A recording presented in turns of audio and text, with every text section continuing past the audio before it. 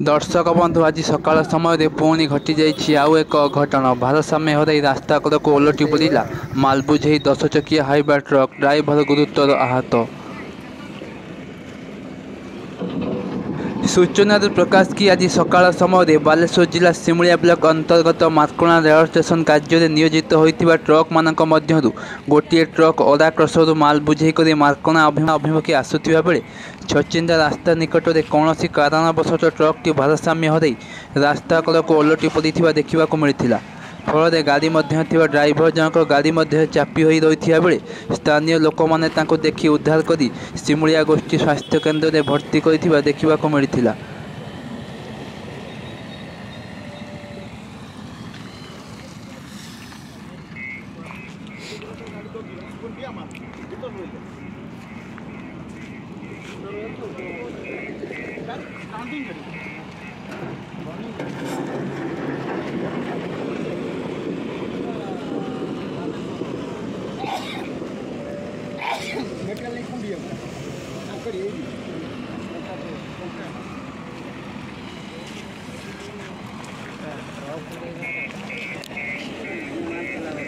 हाँ हाँ।